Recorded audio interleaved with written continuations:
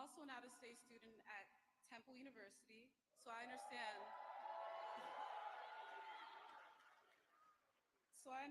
the plight of having to finance higher education. That is one of the many reasons why I support President Biden and Vice President Harris for re-election. They've been relentless about reducing debt for those merely seeking to better themselves through more knowledge and credentials. Thank you. President Biden promised to take on student loan debt if he was elected. He has delivered, forgiving debt for nearly 5 million Americans.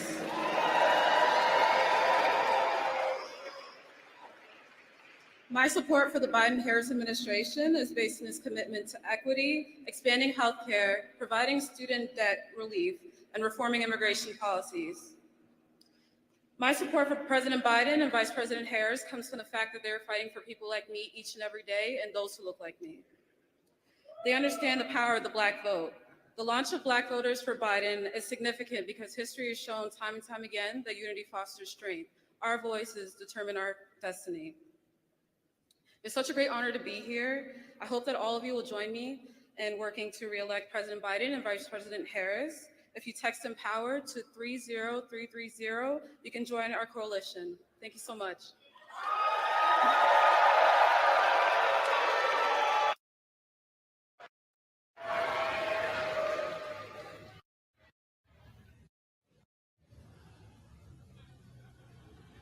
Ladies and gentlemen, please welcome the owner of Pleasant Enterprises, Robert Nix.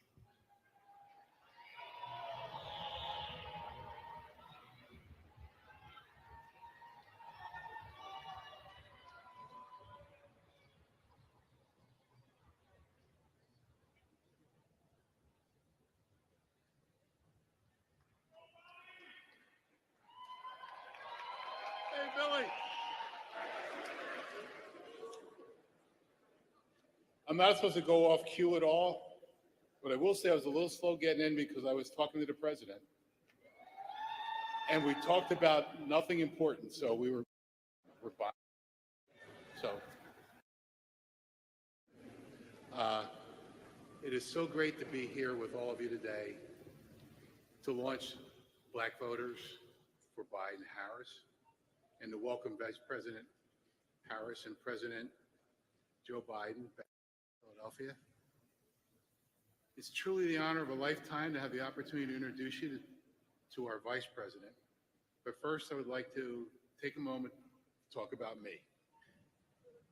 Not that you care, but I am a small business owner. My family and I are in the airport concessions business.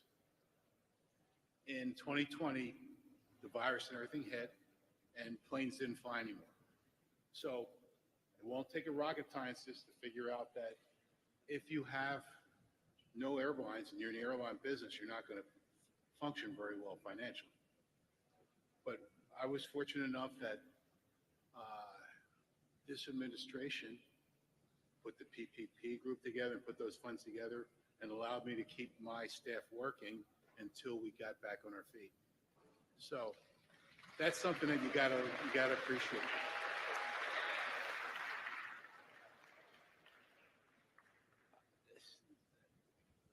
If it weren't for the President Biden and Vice President Harris fighting for small businesses through the pandemic after period times, we would have been all out of business, probably like a lot of people did. Fortunately, it wasn't me. That is why I support President Biden and Vice President Harris, because they have our backs. They've had our backs, not only mine, our backs. They have our backs. They have our backs. They have our backs. And I know one thing, they'll always fight for small business, so I'll always fight for them. So if they need anything from me, I'm there. If you guys are with me, then we're all with them. Well, I've spoken enough about myself. Now to get to what all you've been waiting for. It's my pleasure to introduce to you the first woman Vice President of the United States.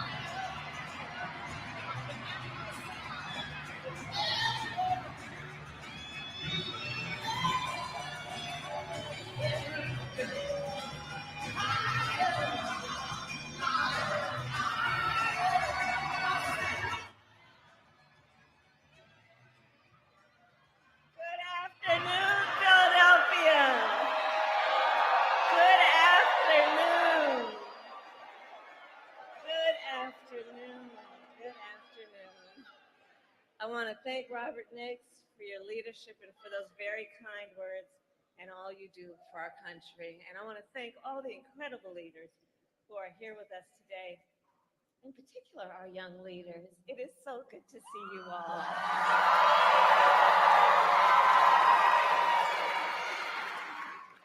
I also want to thank the members of the Congressional Black Caucus who are with us this afternoon.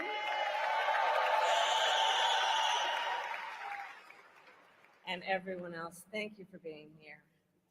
So in 2020, Black voters in Philadelphia and across our nation helped President Biden and me win the White House. Yes, you did. And in 2024, with your voice and your power, we will win again.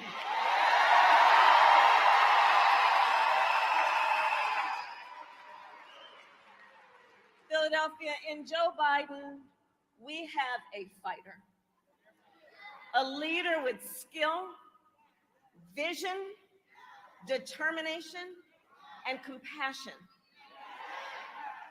A leader who keeps his promises. As a candidate for president, Joe Biden gave his word that we would fight to address some of the biggest issues facing the Black community, and we have delivered.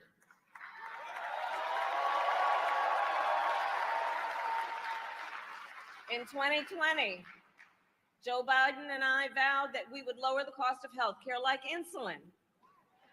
For far too many years, too many of our seniors with diabetes had to make the awful decision about either filling their prescription or paying their rent. And Black Americans are 60% more likely to be diagnosed with diabetes.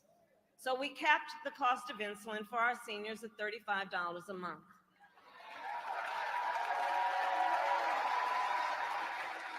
And under Joe Biden's leadership, finally, we took on Big Pharma and finally gave Medicare the power to negotiate drug prices.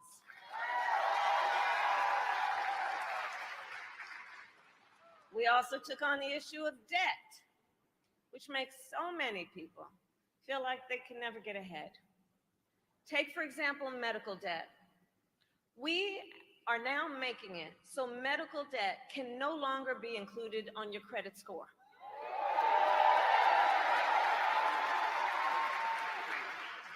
So that medical debt cannot impact a person's ability to get a car loan, an apartment lease, or a home loan.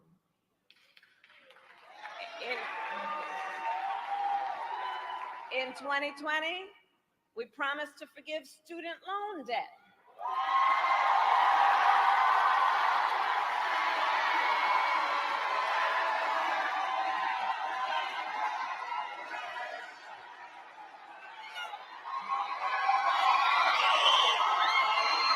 Do I see people testifying?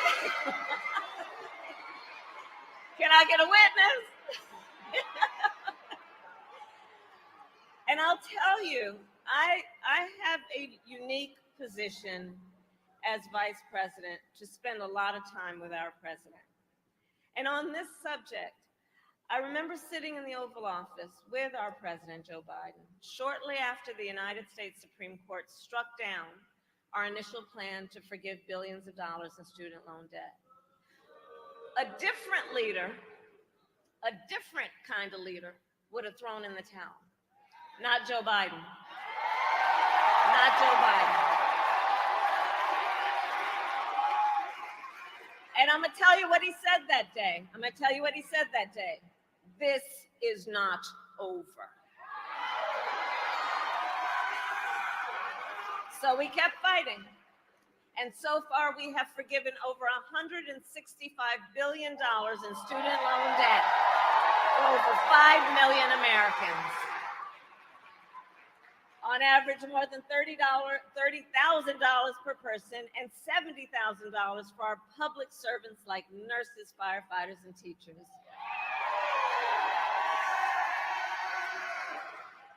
In 2020, we promised to take on the issue of the epidemic of gun violence, knowing that today in America, Gun violence is the #1 cause of the death of the children of America.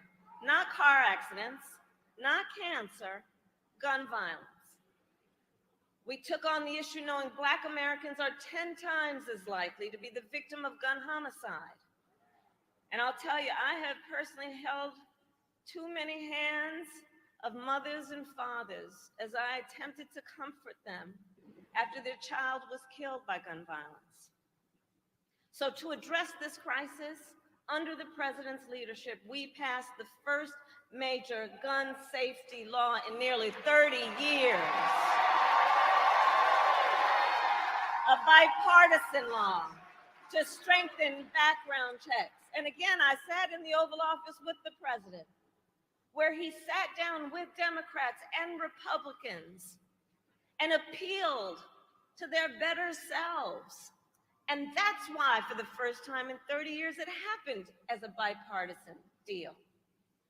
We created the first White House Office of Gun Violence Prevention, which I lead, and has now invested $1 billion to hire mental health counselors in public schools to help heal the mental trauma of gun violence. And Philadelphia, in all of our work, the president has been guided by a fundamental belief. We work for you, the American people, not the special interests, not the billionaires or the big corporations, but the people. And in November, all the victories we have won and everything we fight for every day is on the line. You know, Donald Trump once asked Black Americans, I'm going to quote, excuse the language, "What the hell do you have to lose from a Trump presidency?" And sadly, we all know too well, when he was president, Donald Trump tried over and over to get rid of the Affordable Care Act and to take healthcare then from millions of Black Americans. Year after year, he proposed cuts to Social Security and Medicare so that so many of our seniors would be deprived on what they rely on to live with dignity. And then he handpicked 3 members of the United States Supreme Court, the Court of Thurgood, with the intention that they would overturn Roe v. Wade, and as he intended, they did. And today, 1 in 3 women and more than half of Black women of reproductive age live in a state with an abortion ban, a Trump abortion ban. And if he wins a second term, I promise you he's going to go even further. So all of this is to say, who sits in the White House matters. It matters.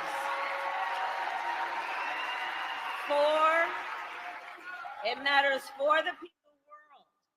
As Vice President, I've now met with over 150 world leaders, presidents, prime ministers, chancellors, and kings. And I cannot tell you how many times one of those leaders has pulled me aside and talked about how much the world relies on us and on Joe Biden's leadership. His defense of democracy, his commitment to the ideals of freedom and liberty and equality, and his willingness to fight for these ideals. And as the people of Pennsylvania know, our president does not only know how to fight, he knows how to win.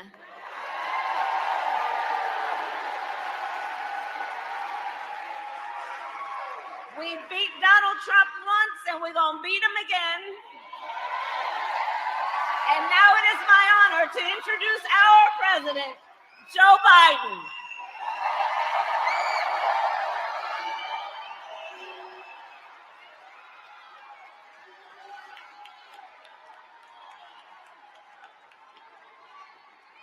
Hello, Philadelphia.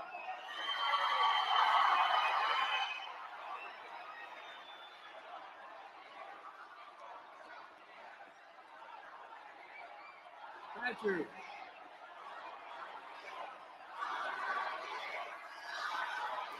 Thank you, thank you, thank you. It's good. It's good to be.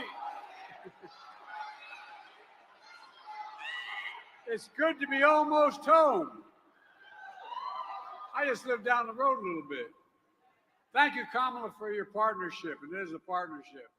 And how about another round of applause for our great Vice President? She's so nice. It's great to see so many friends, including my fellow Scrantonian, Senator Bobby Casey. Bobby, where you were? There you are.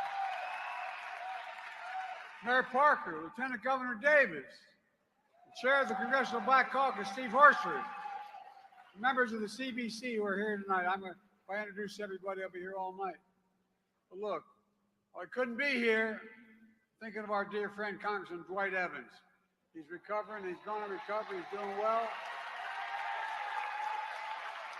And joining us are so many state and local officials from across the country, including a guy from my father's hometown where he was born, Baltimore, Maryland. They say it down Baltimore, not Baltimore.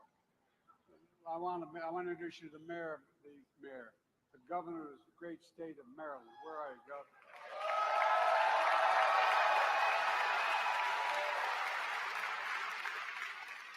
In case you haven't noticed, it looks like he can still play, too. It's great to be with you, Gov. Civil rights and community leaders from all across the country. Folks, if anyone wonders whether their vote matters, remember this. Because Black America voted in 2020, please have a seat if you can. Have a seat. Because Black Americans voted, Kamala and I are President and Vice President of the United States because of you. That's not hyperbole. Because you voted, Donald Trump is defeated former president. And with your vote in 2024, we're going to make Donald Trump a loser again.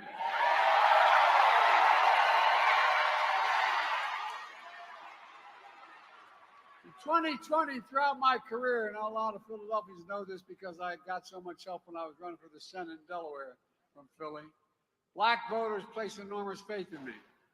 I've tried to do my best to honor that trust, staying true to the values set that we share, got me involved as a kid in the first place.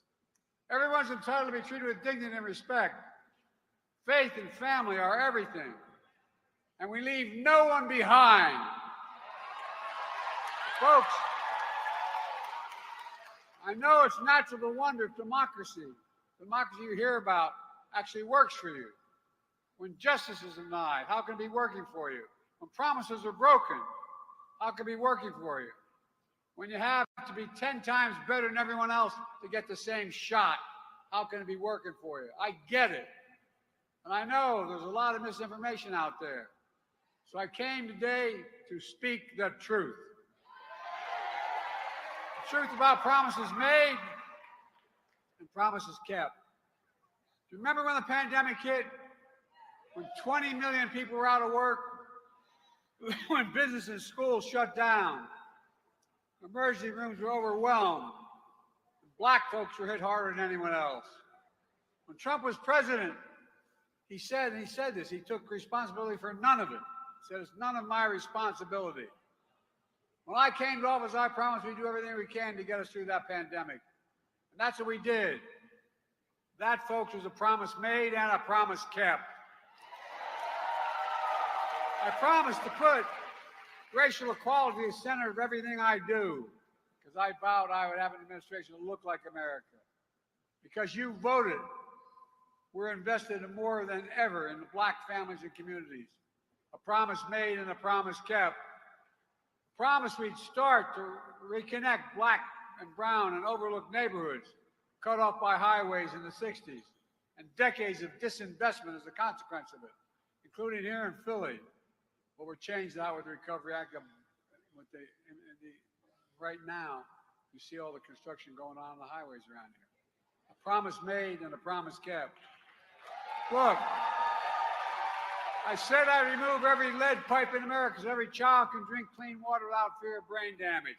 We're doing it, a promise made and a promise kept. I promised we'd also take the most significant action on environmental justice ever, to remove the legacy of pollution that smothers fence-line communities. Because every child, every American deserves to breathe clean and fresh air. We're doing it, a promise made and a promise kept. I promised to access affordable high-speed internet, because now internet is just as important as it was in the days of Franklin Roosevelt electricity was generations ago. We're delivering now because no child should have to do their homework at McDonald's when things are shut down. Sit in the parking lot with their parent to get it done.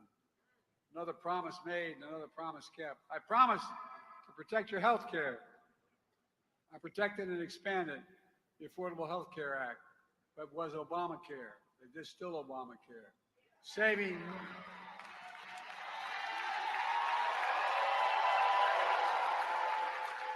millions of Americans an additional $800 a year in premiums.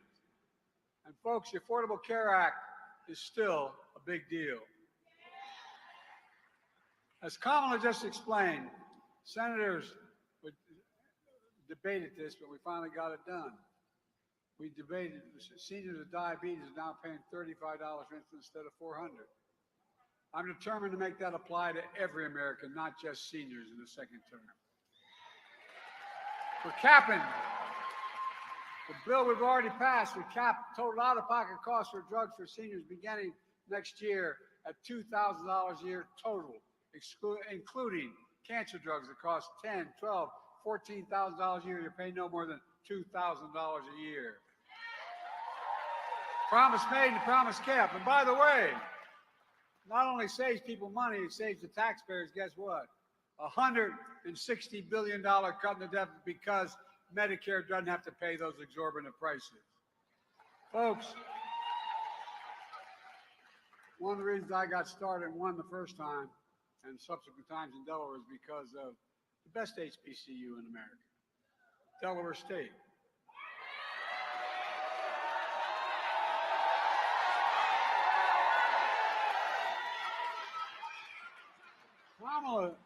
Kamala says it's some school down in Washington. Anyway, HBCUs are incredible institutions, but they don't have the same endowments as other universities to fund research centers and do so much more. Because you voted, I kept my commitment. We're investing $16 billion, the most ever in the history of America. $16 billion. We'll grow America. We'll save America money. A promise made and a promise kept. I'm keeping my promises that no one should be in jail merely for using or possessing marijuana.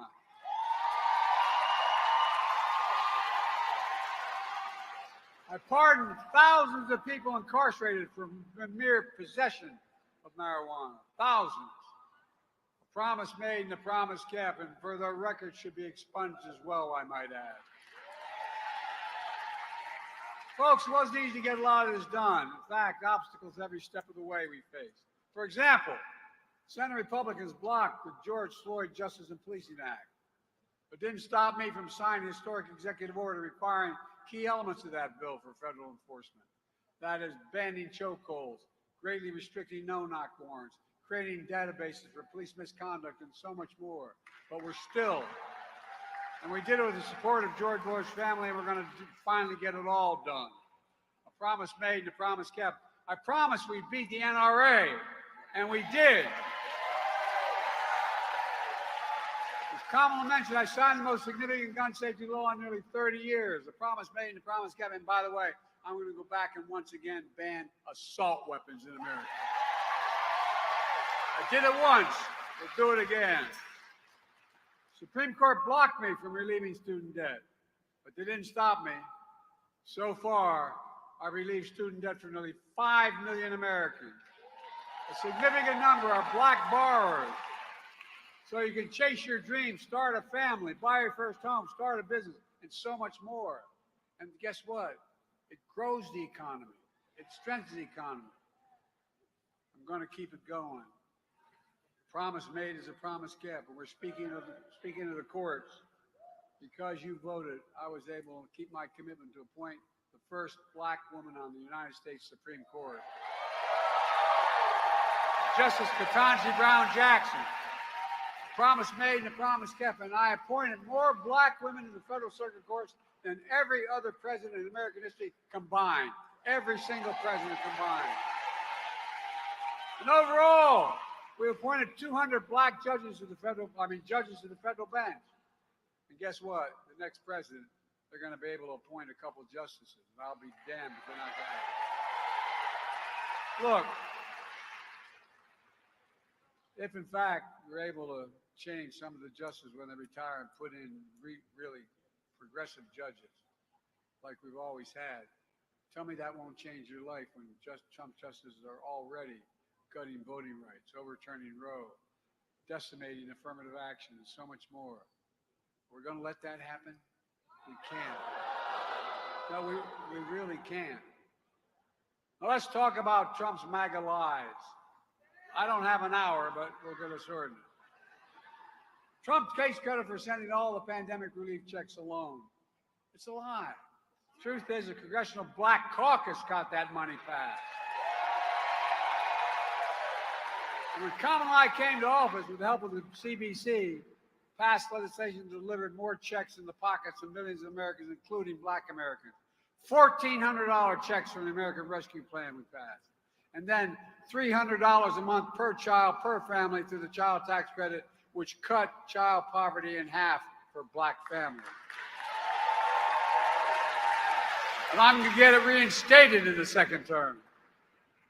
Folks, Trump continues to lie by saying black unemployment was at a record low on his watch. The fact is, record low unemployment happened on my watch, and we're going to keep it going.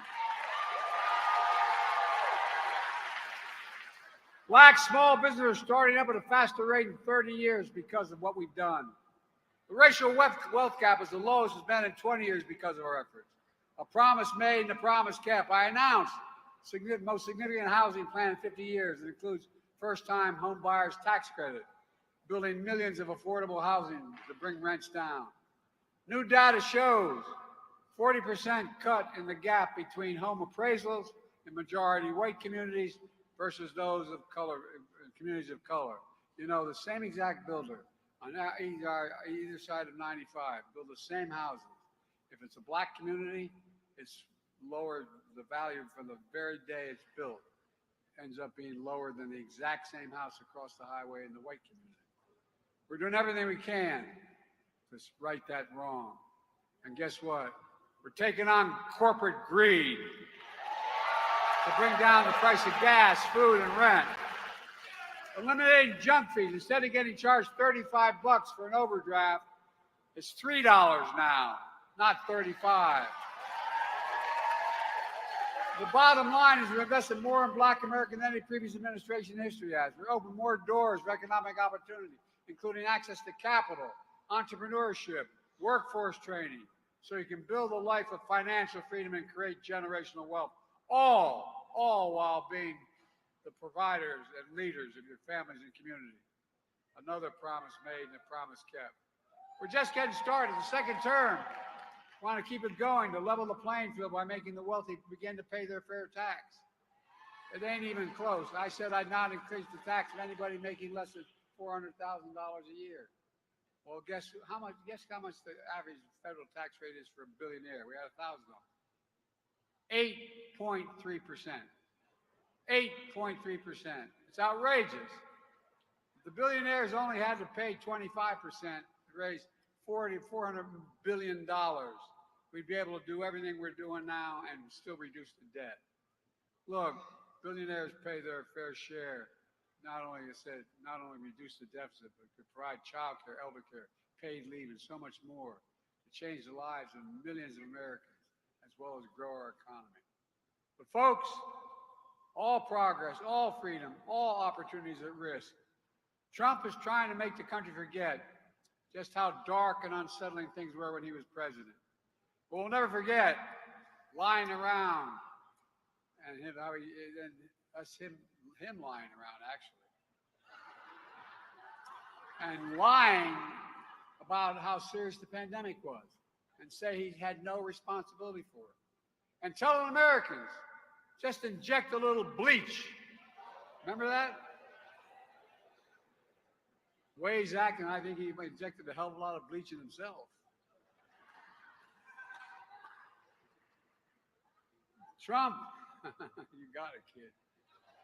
Trump and his MAGA extremists want to give power back to Big Pharma to continue to charge exorbitant fees. Trump is still determined, in his own words, quote, to terminate the Affordable Care Act, which would deny 3 million Black Americans health insurance, deny protections for pre-existing conditions for millions more. During his presidency, Trump enacted a $2 trillion tax cut, overwhelmingly benefiting the very wealthy and the biggest corporations, and exploded the federal deficit. He racked up more federal debt than any president did in any presidential term in history. Tell me about the Republicans and balancing budgets. And now he wants to do it again. At the same time, he's determined to cut Social Security and Medicare. I have a better idea. Let's protect Social Security and Medicare and make the very wealthy begin to pay for it. As Kamala said, Trump brags about gutting Roe v. Wade, standing there, I did this. Well, he openly encourages voter suppression and election subversion. Folks, re-elect Kamala and me and a Democratic Congress, and I will sign the John Lewis Voting Rights Act and the Freedom to Vote Act tomorrow. And we will make Roe v. Wade the law of the land again. It's within our power to do this. MAGA extremists ban books. Did you ever think if you're anybody over 30 years old, you'd go through a period where we're banning books in America? They're trying to erase Black history. We're going to write Black history because it's American history. It's American history. Together we make history, not erase it. To me, the values of diversity, equality, inclusion are literally, and that's not kidding, the core strengths of America. That's why I'm proud to have the most diverse administration in history. It taps into the full talents of our country and starts at the top with the Vice President.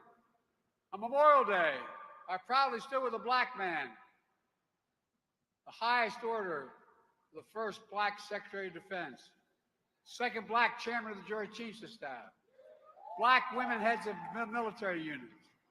We're overseeing the most diverse, strongest fighting force in the history of the world. And folks, the threat that Trump poses is greater in his second term than his first. It's clear that when he lost in 2020, something literally snapped in the sky. No, I'm serious. That's why January 6th happened, when he unleashed an insurrection. Now, he's running again, and he's clearly unhinged. He calls insurrectionists who stormed the Capitol patriots. Patriots. If reelected, he wants to pardon, quote, every one of them. Let me ask you, what do you think he would have done on January 6th if Black Americans had stormed it? Think about this. What do you think would have happened if Black Americans had stormed the Capitol? I don't think he'd be talking about pardons. It's the same guy who wanted to tear gas you as you peacefully protested George Floyd's murder. The same guy who still calls the Central Park Five guilty, even though they were exonerated. He's that landlord who denies housing applications because of the color of your skin. He's that guy who won't say Black Lives Matter and invokes neo-Nazi Third Reich terms. We all remember Trump is the same guy who unleashed birthism, the birthism lie against Barack. And then Trump tells you he's the greatest president. I love this one. He says he's the greatest president for Black people in the history of America, including more than Abraham Lincoln.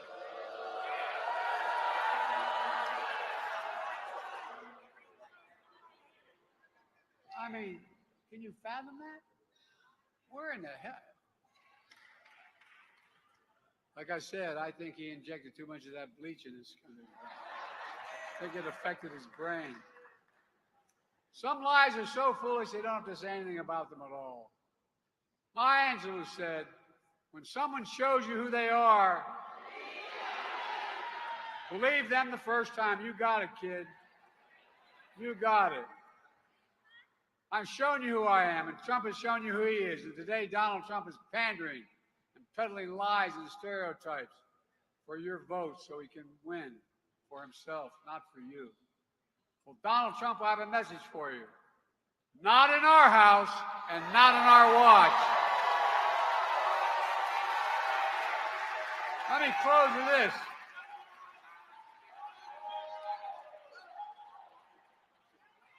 Let me close with this. Folks, I know we have a lot more to do. When the full promise of America is not available to every person in this country, regardless of race, we've got work to do. But let's not lose sight of how far we've come. And the reason is you. The stakes in this election couldn't be higher. What's at stake is nothing less than the fundamental ideal of America that defines America, that we're all created equal, endowed by our Creator with certain inalienable rights, and should be treated that way throughout our lives. We've never lived up to it, but we've never, ever before completely walked away from it either. And I'll be damned if I'm going to let Donald Trump be the reason to stop being America. I'll be damned if I'm going to let Donald Trump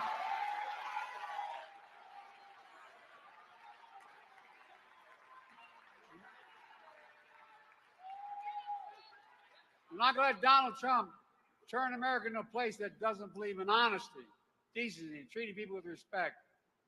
And I'll be damned if I'm going to let Donald Trump turn America into a place filled with anger and resentment and hate. Folks,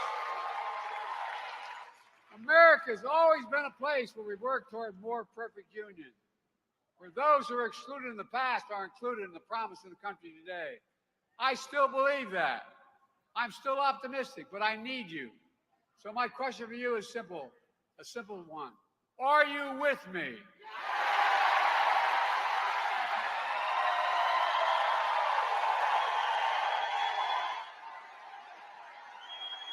Talk to your family.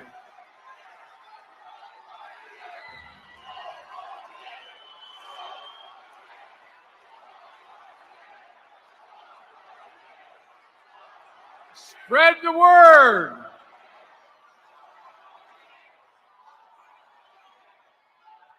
As the gospel song goes, we've come too far from where we started.